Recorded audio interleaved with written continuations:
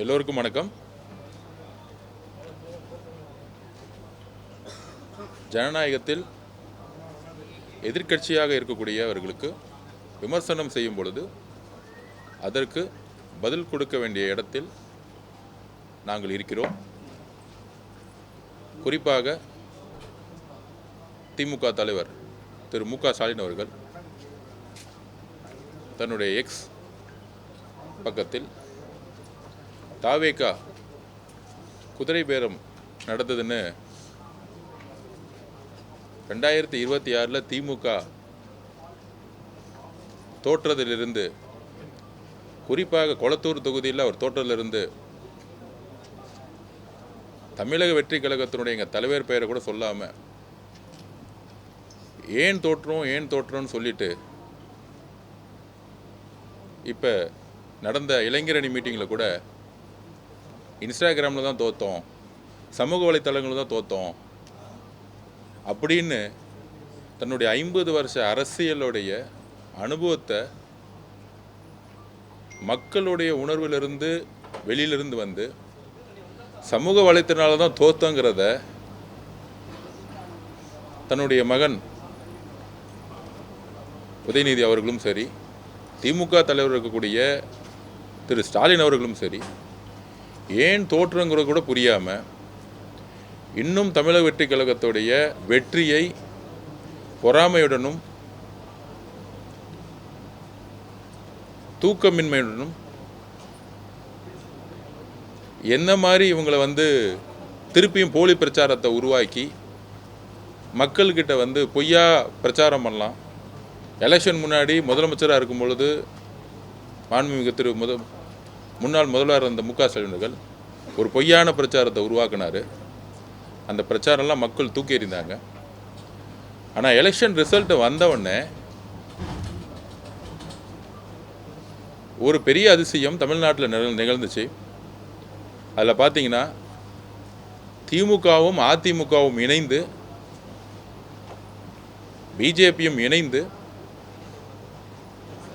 திரு EPS முன்னாள் முதல்வர் திரு EPS Palaniswami அவர்களை முதலமைச்சராக ஆக்குறதுக்கு எல்லா முயற்சிகளையும் அன்றைக்கு இருந்த மதசார்பற்ற கட்சிகளாக இருக்கக்கூடிய காங்கிரஸ் ஆகட்டும், அதுக்கப்புறம் கம்யூனிஸ்ட் ஆகட்டும், விசிகே ஆகட்டும், எல்லா தோழர்களிடம் டிஸ்கஷன் பண்ணி பார்த்தாங்க. ஆனால் அதற்கப்புறம் காங்கிரஸும் இடதுசாரி கட்சிகளும் விசிகே தொண்டர்களும் விசிகே தலைவரும் ஐயுஎம்மும் ஜனநாயகத்தை காப்பாற்ற, மதசார்பற்ற கொள்கையும் சமூக நீதி கொள்கையை காப்பாற்ற ஆதரவுடன் தமிழகத்தில் முதல் முறையாக எங்களுடைய தலைவர் மாநாட்டில் ஆட்சியிலும் பங்கு அதிகாரம் சொல்லும் பொழுது எள்ளி நகையாடினார்கள். எலெக்ஷன் ரிசல்ட் வரைக்கும் கூட்டணிக்கு யாருமே வரல அப்படின்னு திரு மு.க. ஸ்டாலின் அவர்களும் அவர் குடும்பமும் சிரித்தாங்க. வெற்றி பெற்று தமிழக மக்களுடைய பேராதருடன் 35% எங்களுடைய தலைவர் அவர்களுடைய மீது நம்பிக்கை ஏற்பட்டு 108 தொகுதிகளை தனிப்பெரும்பான்மையுடன் உருவாக்கிய பொழுது திமுக தலைவர் திரு மு.க. ஸ்டாலின் அவர்கள் பிஜேபியுடன் இணைந்து, அதிமுகவுடன் இணைந்து பீப்புள் மேண்டேட் சொல்லக்கூடிய ஒரு எதிரான ஒரு ஆட்சியை உருவாக்க முனைந்தார்கள்.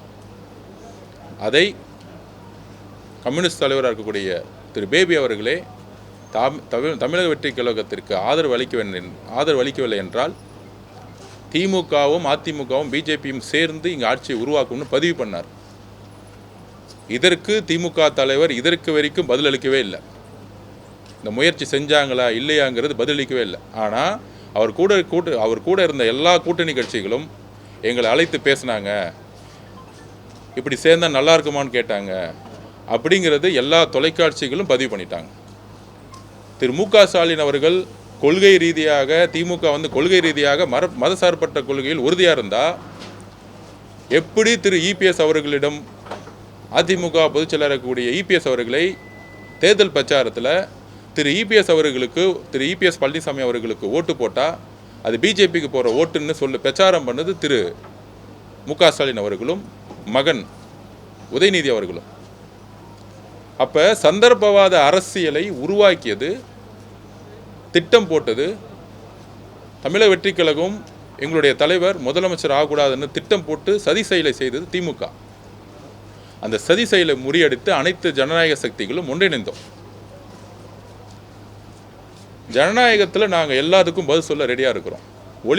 ஒளிமறைவு அரசியல் எங்களுக்கு கிடையாது. திமுக தான் ஒளிமறைவு அரசியலை செஞ்சது. அப்போ இடைப்பட்ட நேரத்தில் திரு சி வி சண்முகமத்தோடைய அணிகள் ஏன் வெளியே வந்தாங்க? அவங்களுடைய கோரிக்கை என்ன? புரட்சி தலைவர் அவர்கள் உருவாக்கிய இயக்கம் அதிமுக, தீயசக்தி அறிஞர் அண்ணாவால் உருவாக்கப்பட்ட கட்சி, தீயசக்தி குடும்பத்திடம் ஊழலால் சிக்கிக்கொண்டது என்று சொல்லி கட்சியை 1972 உருவாக்கி, அந்த 1972 உருவாக்கிய கட்சியை அவர் இறக்கும் வரை திமுகவை கடைசி வரைக்கும் ஜெயிக்கவே முடியாத அளவுக்கு ஒரு மிகப்பெரிய உறுதியான தலைவராக இருந்தார். குழப்பங்கள் ஏற்பட்டு திருப்பியும் 1991 அம்மா ஜெயலலிதா அவர்கள் வந்து அவர்கள் இருக்கும் வரையும் அதிமுகவை மிகப்பெரிய வலிமையான 2016 தனிப்பெரும் சக்தியாக கூட்டணியே இல்லாமல் வென்று காட்டியவர் புரட்சி தலைவி அம்மா அவர்கள். அந்த வழியில் வந்த தொண்டர்கள் திரு இபிஎஸ் அவர்களுடைய கூட்டணியுடைய தோல்வியாகட்டும், திமுகவுடைய மறைமுக உறவை புரிந்துக்கிட்டு எலெக்ஷன் முடிஞ்ச உடனே அதிமுக பொதுச் செயலாளர் கூடிய திரு இபிஎஸ் அவர்கள் திமுகவுடன் பேச்சுவார்த்தை நடத்தி முதலமைச்சர் ஆளான்னு சொல்லும் பொழுது அந்த கட்சியில் மேடம் ஜெயலலிதா அவர்களுக்கு பல்வேறு இழப்புகளுக்கு காரணமாக இருந்தது திமுகங்கிறது ஒவ்வொரு தொண்டர்களுடைய மிகப்பெரிய நம்பிக்கை. அப்படி வாழ்நாள் முழுவதும் புரட்சி தலைவி அம்மா அவர்களும் எம்ஜிஆர் அவர்களும் எதிர்த்த ஒரு கட்சியுடன் தான் முதலமைச்சர் ஆவதற்காக திரு இபிஎஸ் பழனிசாமி அவர்கள் பேச்சுவார்த்தை நடத்தி அதை கம்யூனிஸ்ட் தோழர்களும் ஜனநாயக சக்திகளும் எதிர்த்து நின்றதுனால அந்த பேச்சுவார்த்தை நின்றுச்சு. இது ஏதோ திமுக முழு மனதுடன் ஜனநாயகத்து மேலே நம்பிக்கை வச்சுக்கிட்டு திமுக தலைவர் திரு மு.க. ஸ்டாலின் அவர்கள் ஒரு அறிக்கை கொடுத்தாரு, நாங்கள் எதிர்க்கட்சியாக செயல்படுவோம்னு ஒரு அறிக்கை கொடுத்தாரு. அது கிடையாது. எல்லா விதமான முயற்சிகளும் நடந்து ஜனநாயக சக்திகளாக இருக்கக்கூடிய கம்யூனிஸ்ட் தோழர்களும் காங்கிரஸ் தோழர்களும் விசிகே தோழர்களும் ஐயுஎம்எல் தோழர்களும் இணைந்ததனால் ஃபெயிலியர் ஆனதுனால திரு மு.க. ஸ்டாலின் அவர்கள் அந்த அறிக்கையை விட்டு மக்களிடம் ஒரு நல்ல பெயர் வாங்குறதுக்கு திருப்பி ஒரு சூழ்ச்சியை உருவாக்கினார். அந்த சூழ்ச்சியுடைய வேர் அதிமுகவுடைய ஒட்டுமொத்த தொண்டர்களையும் ஒரு பெரிய வழியை கொடுத்தது. அதிமுக கூடிய பல்வேறு முன்னாள் அமைச்சர்கள் எங்களை தொடர்பு கொண்டாங்க. அம்மா உருவாக்கிய இயக்கம் இன்றைக்கு திமுகவோடு சேர்ந்து சுயநல அரசியலில் சூழ்ச்சியில் மாட்டிக்கிட்டு இருக்கு. தமிழக வெற்றி கழகத்தை நாங்கள் புதிய அதிமுகவை நாங்கள் பார்க்குறோம். அதனால் இணையரோன்னு சொல்லிட்டு இன்னும் வரக்கூடிய காலங்களில் முன்னாள் 19 அமைச்சர்கள் 20 அமைச்சர்கள், கட்சியினுடைய முன்னாள் பாராளுமன்ற உறுப்பினர்கள், முன்னாள் எம்எல்ஏக்கள், ஒன்றிய செயலாளர்கள், மாவட்ட செயலாளர்கள் பல்வேறு அழைப்புகளை சகோதரத்துடன் அன்புடன் எங்களோட பேசிக்கிட்டு இருக்காங்க.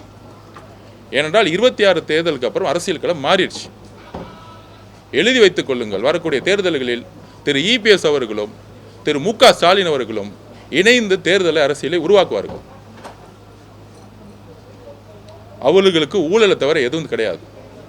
இந்த ஒரு வாரமா, அந்த 10 நாளா டிடிசிபிலையும் சிஎம்டிலையும் டாஸ்மார்க்லையும் ரிஜிஸ்டர் டிபார்ட்மெண்ட்லையும் எங்கேயுமே ஊழல் கிடையாது. சிஎம் ஃபேமிலி ஃபண்டு, அமைச்சர் fund, MLA fund, party fund எல்லாத்தையும் ஒழித்தது எங்களுடைய முதலமைச்சர் சி ஜோசப் விஜய் அவர்கள். இதை நீங்கள் எங்கே வேணால் போய் மீடியா செக் பண்ணலாம். அப்படி ஒரு தூய்மையான ஆட்சியை கொடுக்கும் பொழுது அதுக்கு பாதிக்கப்பட்டவர்கள் திரு மு.க. ஸ்டாலின் அவர்களும் திரு இபிஎஸ் ஐயா பழனிசாமி அவர்களும். அப்படி இருக்கும் பொழுது புரட்சி தலைவி அம்மா அவர்களுடைய கனவையும் மீறி திமுகவுடைய தலைவருடன் பேச்சுவார்த்தை நடத்தி முதலமைச்சர் அதுக்கு செய்யும் பொழுது அதிமுகவுடைய எல்லா தொண்டர்களும் தலைவர்களும் தலைமை மீது நம்பிக்கை இழந்து தமிழக வெற்றி கழகத்தை ஒரு புதிய அதிமுகவை அவங்க நினைக்கிறாங்க, அதிமுக இருக்கக்கூடிய தொண்டர்கள். அதனால் பேரு அன்புடனும் ஒரு நல்ல எதிர்காலத்தையும் தமிழக மக்களுக்கும் வேலை செய்யவும் ஒவ்வொருத்தரும் எந்த விதமான எதிர்பார்ப்புமின்றி மக்கள் சேவையாற்ற வந்தாங்க. அதில் திரு மு க ஸ்டாலின் அவர்கள் ட்வீட் போட்டிருக்காரு, இவங்க 3 எம்எல்ஏக்களும் ரிசைன் பண்ணது குதிரை பேரன். திரு ஓபிஎஸ் அவர்கள், திரு ஓபி பழனிசாமி அவர்கள், திரு ஓபி பன்னீர்செல்வம் அவர்கள், வைத்திலிங்கம் அவர்கள், இவங்கெல்லாம் ரிசைன் பண்ணிட்டு திமுகவில் சேரும்போது அது குதிரை பேரம் கிடையாதா? ஒரு கட்சியோடைய அண்ணன் செங்கோட்டையன் அவர்கள் தமிழக வெற்றி கழகத்தில் சேரும் பொழுது நேர்மையாக எந்த விதமான எதிர்பார்ப்புமின்றி மக்கள் சேவைக்காக ஒரு இளைஞர் படையுடன் சேரும் பொழுது அதே திமுகவும் அதிமுகவும் எந்த அளவிற்கு கேலி கிண்டல்கள் செய்தாரும் எல்லாருக்கும் தெரியும். அப்பையும் அண்ணன் செங்கோட்டையன் அவர்கள் தன்னுடைய எம்எல்ஏ பதவியை ரிசைன் பண்ணி சபாநாயகரிடம் கொடுத்து அதற்கப்புறம் எங்களுடைய தலைவர் அவர்களை சந்தித்தார். ஒரு கட்சியை 3/2 பங்கு இல்லாமல் உடைத்து அந்த கட்சியில் இருக்கிறவர்களுக்கு ஒரு ஆஃபர் கொடுத்து அது பேர் குதிரை பேரம். ஒரு கட்சியில் 3/2 பங்கு இந்த கட்சியின் மீது நம்பிக்கை இல்லை, ஒரு தலைவர் மீதும் புதிய கட்சியின் மீதும் நம்பிக்கை கொண்டு நாங்கள் மெர்ஜ் பண்ணுறோம், இணைக்கிறோன்னா அது பேர் குதிரை பேரம் கிடையாது. நாங்கள் அந்த இடத்திற்கு கூட சொல்லலை. எந்த புரட்சி தலைவி அம்மா எம்ஜிஆர் அவர்கள் உருவாக்கிய கட்சியில் தலைமை மீது நம்பிக்கை இல்லாத சூழல் ஏன் உருவாச்சுன்னா திமுக தலைவர் மு க ஸ்டாலினரும் இபிஎஸ் திரு பழனிசாமி அவர்களும் இணைந்து ஒரு ஆட்சியை உருவாக்கும் பொழுது அது ஒட்டுமொத்த அதிமுக தொண்டர்களுக்கு மிகப்பெரிய அதிர்ச்சியை கொடுத்தது திரு இபிஎஸ் அவர்கள். இதுதான் பெரிய சூழ்ச்சி. அந்த சூழ்ச்சியிலிருந்து எல்லா தொண்டர்களும் திரு இபிஎஸ் பழனிசாமி அவர்கள் மீது நம்பிக்கை இழந்து தமிழக வெற்றி கழகத்தின் மீது நம்பிக்கையை உருவாக்கி இந்த 15 நாளுடைய ஆட்சியிலே ஒட்டுமொத்த ஊழலையும் தூக்கி எறிந்த சரித்திரம் இந்த 50 வருஷமாக எங்கேயுமே நடந்தது கிடையாது. அதனால் அன்புடனும் ஒரு நம்பிக்கையுடனும் அதிமுகவுடைய தொண்டர்களை நாங்கள் வரவேற்கிறோம். இன்னும் அதிமுக இருக்கக்கூடிய பல்வேறு நாடாளுமன்ற உறுப்பினர்கள், மாவட்ட செயலாளர்கள் அவர்களையும் நாங்கள் வரவேற்போம். ஏனால் புரட்சி தலைவர் எம்ஜிஆர் அவர்கள் உருவாக்கிய கட்சி நாளைக்கு திமுகவுடன் சேரப்போகுதுன்னு அவங்களே ஃபீல் பண்ணுறாங்க. சேர்ந்து தேர்தல் அரசியலை உருவாக்கணும்னு அவங்க நினைக்கிறேன்னு ஒவ்வொரு எம்எல்ஏவும் சொல்ல ஆரம்பிக்கிறாங்க. ஏன்னா அந்த பார்ட்டி இன்டர்னல் மீட்டிங்கில் திரு இபிஎஸ் பழனிசாமி அவர்கள் அந்த 47 எம்எல்ஏ மீட்டிங்கில் இருக்காங்கிறது அவங்க பதிவு பண்ணியிருக்காங்க எங்ககிட்ட. அப்போ அந்த அதிர்ச்சியிலிருந்து பல்வேறு எம்எல்ஏக்கள், பல்வேறு நாடாளுமன்ற உறுப்பினர்கள், முன்னாள் நாடாளுமன்ற உறுப்பினர்கள், மாவட்ட செயலாளர்கள் ஒரு அன்புடன் இணையணும்னு நினச்சாங்க. அதனால் சட்டத்தின்படி சபாநாயகர் அவர்களை சந்தித்து ஒவ்வொரு சட்டமன்ற உறுப்பினருக்கும் தன்னுடைய பதவியை ராஜினாமா செய்ய எல்லா விதமான அரசியல் அதிகாரம் இருக்குது. அதனால் மக்கள் முன்பு நேர்மையாக தன்னுடைய பதவியை ராஜினாமா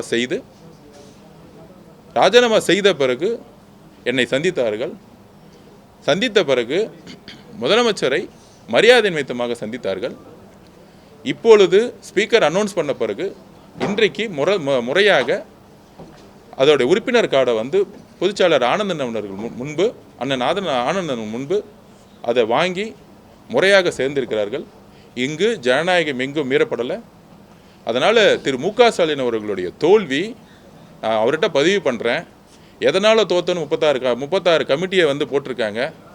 அவருடைய மிகப்பெரிய தோல்விக்கு அவருடைய மருமகன் சபரீஷ் அவர்களும் அவருடைய மகன் உதயநிதி அவர்களும் 36 டிபார்ட்மெண்ட்டை 13 டிபார்ட்மெண்ட்டாக பிரித்து 17 டிபார்ட்மெண்ட்டாக பிரித்து எல்லா துறைகளிலும் ஊழலை உருவாக்கி ஒட்டுமொத்த பணத்தையும் கலெக்ஷன் பண்ணி நெடுஞ்சாலைத்துறை, PWD, highways, civil department, registration department ஊழலை செஞ்சு அந்த ஊழல் மூலம் பணத்தை ஒவ்வொரு தொகுதியிலும் 30 கோடி ரூபாய் செலவு செய்து அப்போ மக்களுக்கு ஒரு மாற்றம் வேணும்னு நினச்சாங்க. இந்த வெற்றி சாதிக்கு எதிரான ஒரு வெற்றி இல்லை. சாதியை புறக்கணித்து மக்கள் தேர்ந்தெடுத்திருக்காங்க, மதத்தை புறக்கணித்து தேர்ந்தெடுத்திருக்காங்க, பணத்தை தூக்கி எறிஞ்சிருக்காங்க, பழமையான அரசியலை தூக்கி எறிஞ்சிருக்காங்க. அதனால் இந்த பொய்யான சூழ்ச்சியான பரப்புரைகளுக்கெல்லாம் கடுமையாக நாங்கள் மக்கள் முன் நின்று இப்பொழுதே நான் ஓப்பனாக பேசுகிறேன். திரு பன்னீர்செல்வம் அவர்களும் திரு பன்னீர்செல்வம் ஓபிஎஸ் முன்னாள் முதலமைச்சராக இருந்தவர், அவர் ரிசைன் பண்ணிவிட்டு வந்து முக ஸ்டாலின் முன்பு வந்து சேரும் பொழுதோ, வைத்திலிங்கம் அவர்கள் சேரும் போதோ அவர் என்ன குதிரைப்பேரம் நடத்துனாருன்னு ஓப்பன் பண்ணட்டும். அந்த மாதிரி எந்த கட்சியிலிருந்தும் ஒரு எம்எல்ஏ ரிசைன் பண்ணிட்டு ஒரு கட்சியில் சேரலாம். திரு முக ஸ்டாலின் அவர்களுக்கும் திரு உதயநிதி அவர்களுக்கும் நாங்கள் பதிவு பண்ணுதோம்னா, பை எலெக்ஷன் வரும், பை எலெக்ஷனில் நீங்களும் கேம்பெயின் பண்ணுங்கள், பிரச்சாரம் பண்ணுங்கள். பிரச்சாரம் பண்ணுறது கூட ஜனநாயக கடமை இருக்குது. அதில் தேர்தலில் மக்கள் வந்து யாருக்கு வந்து வெற்றி பெற போகிறாங்கிறது மக்கள் முடிவு பண்ண போகிறாங்க. நாங்கள் எங்களுடைய பிரச்சார திட்டத்தின் மூலம், எங்கள் தலைவருடைய பிரச்சாரம் மூலம் மிகப்பெரிய வெற்றிகளை உருவாக்குவார். அதனால் இந்த 3 பேரும் பத்திரிகையாளர் சந்திப்பாங்க. அவங்கக்கிட்ட நீங்கள் ஜனநாயகபூர்வமான எல்லா கேள்விகளும் கேட்கலாம். இதை வந்து இதை வந்து ஒழிச்சு மறைச்சி பேச்சுவார்த்தை நடத்தக்கூடிய அரசியலை புதுசாக உருவாக்கக்கூடிய இளைஞர்கள் கொண்ட தலைவர் உருவாக்கிய கட்சியில் அது கிடையாது. மிக்க நேர்முடன் அதிமுக தலைமை திமுகவோட தலைமையுடன் சேர்ந்து ஒரு சூழ்ச்சி அரசியலை தமிழ்நாட்டில் உருவாக்கியத்தோடைய ஒரு வெளிப்பாடு தான் அதிமுகவுடைய ஒட்டுமொத்த தோல்வி. அந்த தோல்வியின் வெளிப்பாடு தான் அவங்க அதிமுக பொதுச்செயலாளர் மேல் நம்பிக்கை இழந்து ஒரு மாற்றத்திற்கான மக்கள் சேவைக்கான ஒரு அரசியலுக்காக அவங்க வந்திருக்காங்க. அவர்களை அன்போடு வரவேற்போம். இவங்களை மட்டும் இல்லை, ஒட்டுமொத்த அதிமுகவுடைய நிர்வாகிகளும் பாராளுமன்ற உறுப்பினர்களையும் முன்னாள் பாராளுமன்ற மாவட்ட செயலர் ஒன்றியம் ஏன் கிளைக்கழக நிர்வாகிகளை கூட நாங்கள் வரவேற்போம். ஏனால் எம்ஜிஆர் உருவாக்கிய கட்சி நாங்கள் அப்பயே பதிவு பண்ணோம். எங்களுடைய பிரச்சாரத்தில் எம்ஜிஆர் அவர்களையும் அண்ணா அவர்களையும் தலைவர் முன்னிலைப்படுத்தினார். ஏனால் எம்ஜிஆர் அவர்கள் எங்கள் தலைவருக்கும் சரி, புரட்சி தலைவர் அம்மாவும் சரி, எங்கள் தலைவருக்கு முக்கியமான ஒரு தலைவர். அதனால் அதிமுகங்கிறது எங்களுடைய தொண்டர்கள் வந்து தோழமை. பொதுச்செயலாளர்கள் மீது வந்து எங்களுக்கு பல்வேறு விமர்சனங்கள் இருக்குது. அதனால் தொண்டர்களை நாங்கள் எப்பொழுதும் வரவேற்போங்கிறதா எங்களோட பதிவு.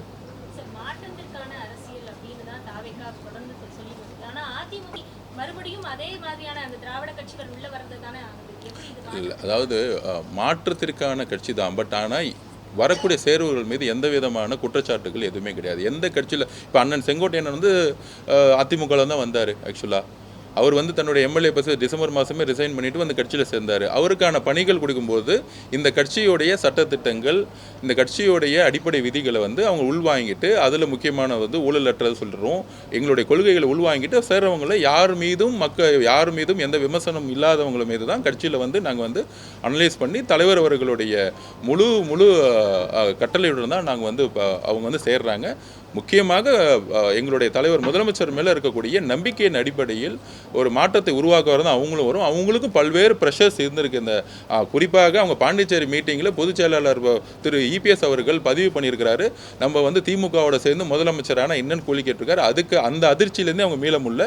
அதோடைய வெளிப்பாடு தான் இந்த ஒரு கட்சி மீது வந்து நம்பிக்கை இழந்து ஒரு அதிமுகவுடைய கொள்கைக்கும் குறிக்கோளுக்கும் தமிழக வெற்றி கொள்கைக்கும் குறிக்கோளுக்கும் எம்ஜிஆர் அவர்களுடைய குறிக்கோளும் கொள்கைக்கும் எந்த விதமான வேறுபாடு கிடையாது. இது இயற்கையாகவே தமிழக வெற்றி கழகத்தை வந்து அவங்க பார்க்குறாங்க.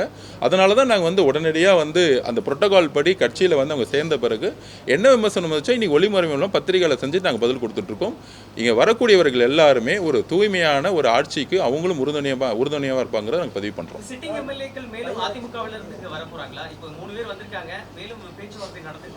இல்லை,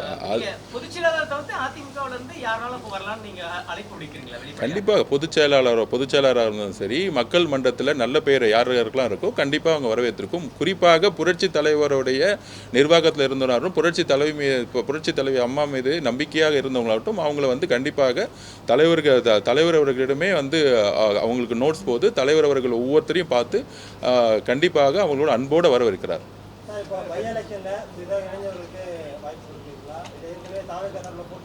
கண்டிப்பாக தலைவர் அவர்கள் வந்து யாருக்கு வாய்ப்பு கொடுக்காமல் கூடிய சீக்கிரத்தில் அவர் வந்து டிக்ளேர் பண்ணுவார்.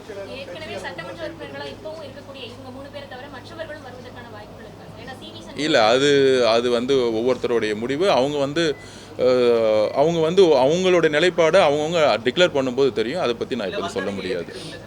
கண்டிப்பாக அதிமுகவோட தொண்டர்களும் அதிமுகவோட நிர்வாகிகளும் இயற்கையாகவே எங்களோட வந்து தேர்தலே எங்களோட வேலை பார்த்துருக்காங்க. திமுக வரக்கூடாது, ஜெயிக்கக்கூடாதுன்னு சொல்லிட்டு.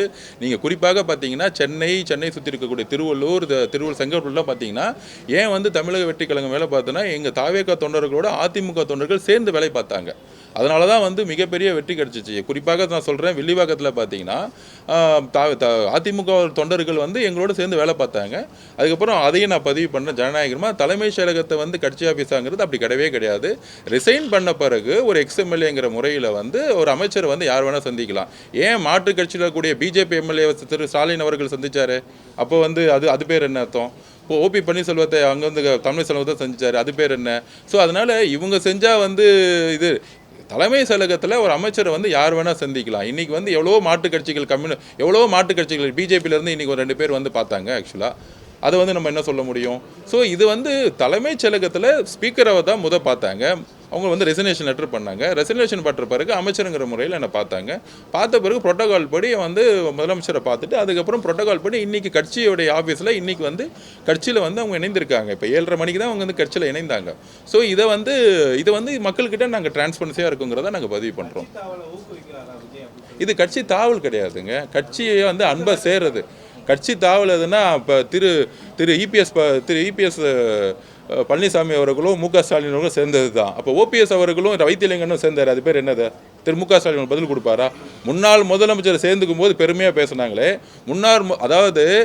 முன்னாள் முதலமைச்சர் ஓபிஎஸ் அவர்கள் இபிஎஸ் அவர் ஏற்று நிற்கும் போது அது ஒரு தனி அணியாக வந்து சட்டசபையிலேயே வந்து ஆக்சுவலாக வந்து அவரை ரிசைன் பண்ணி டிஸ்மிஸ் பண்ணியிருக்கணும். ஆனால் சபாநாயகர் என்ன முடிவு பண்ணார்?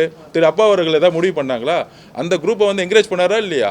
அதில் ஓபிஎஸ் அவர்களும் அவர்கள் அணியும் வந்து முன்னாள் முதலமைச்சராக இருக்கக்கூடிய முக ஸ்டாலின் அவர் மகனையும் புகழ்ந்துட்டே இருப்பாங்க. சட்டசபை வந்து புகழ்ந்துட்டே இருப்பாங்க. இவங்க 2 பேரும் அப்பாவும் மகனையும் பற்றி ஓபிஎஸ் அவர்கள் புகழ்ந்துட்டே இருந்தாங்க. அதெல்லாம் சபாநாயகர் அலோவ் பண்ணலையா? அந்த மாதிரி இது நடக்குதா? ஸோ இவர் வந்து முதலமைச்சராக இருக்கும்போது சட்டசபை எப்படி நடத்தினார்? தன்னுடைய மகனையும் தன்னையும் புகழ்றதுக்காக திரு ஓபிஎஸ் அவர்கள் டீமை வந்து பயன்படுத்திக்கிட்டார். அந்த டீமை கடைசி வரைக்கும் வச்சிருந்தார். அப்படி பார்த்தா அன்றைக்கே வந்து அவங்களை டிஸ்மிஸ் பண்ணி பை எலெக்ஷன் கொண்டு வந்திருக்கணும். நாங்கள் நேர்மையாக யார் வராங்களோ உங்களுக்கு எங்கள் மீது நம்பிக்கையாக இருந்தாலும் நீங்கள் வந்து சபாநாயகரை பார்த்து நீங்கள் வந்து ஏன்னா 5 வருஷம் எம்எல்ஏ பதவி அவங்க விட்டுட்டு வராங்கன்னா எந்த அளவு இருக்குது அவங்க ஒரு நம்பிக்கையோட ஒரு தலைமை மேலே வந்திருக்கும். ஒரு தலைமை மேலே இருக்க நம்பிக்கை இழந்திருப்பாங்க. ஸோ அதனால் வந்து இது ஆன்டி டிஃபெக்ஷன் லாவோ இல்லை கட்சி தாளுங்கிறதோ ஒரு பொய்யான ஒரு பரப்புரை. தைரியமாக யார் சேர்றாங்களோ தமிழக வெற்றி கழகத்தில் சேரும் பொழுது சபாநாயகர் அவர்களை பார்த்து அவங்க ரிசைன் பண்ணி தேர்தலை எதிர்கொள்றதுக்கு தயாராக இருந்த பிறகு தான் அவங்க வந்து சேர்றாங்க. இது வந்து மக்கள் மன்றத்துக்கு முன்னாடி நாங்கள் வந்து பிரச்சாரத்தில் மக்கள் எங்களுக்கு வெற்றி கொடுப்பாங்கிறது எங்களுக்கு நம்பிக்கை இருக்கு. இல்லை அது வந்து ஃபேக்காக பண்ணிட்டு இருக்காங்க. அது வந்து அவங்கவுங்க எங்கள் கட்சியில் பொறுத்த வரைக்கும் நீங்கள் கூட இப்போயே ஆன்லைனில் ஃபோனில் எடுத்துக்கலாம். இது வந்து யாரும் வந்து கொடுக்கறது இல்லை. அவங்கவுங்க ஜாயின் பண்ணும்போது அவங்கவுங்க ஜாயின் பண்ணல. அது வந்து ஃபேக்காக வந்து அவங்க பப்ளிஷ் பண்ணாங்க. நம்ம எதுவும் அது பண்ணல. தேங்க்யூ.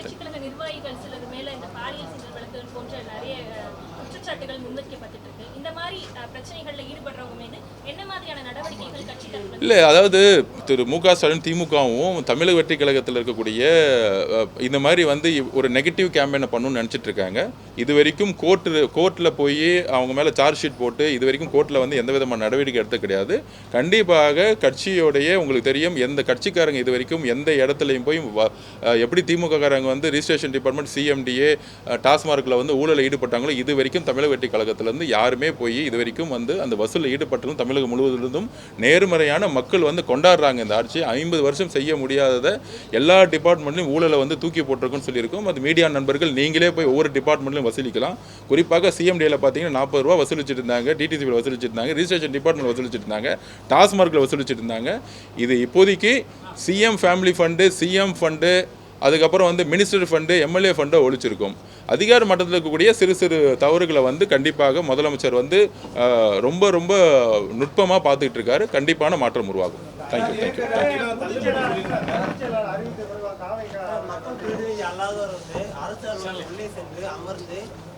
இல்லை அதெல்லாம் அட்ரஸ் பண்ணிட்டோம். அது வந்து என்னென்னா அவங்க கண்ணில் படக்கூடிய பிரச்சனைகளை வந்து அவங்க வந்து பார்த்துருக்காங்க. அது வந்து இப்போ அண்ணன் பொதுச்செயலர் வந்து சொல்லியிருக்காரு.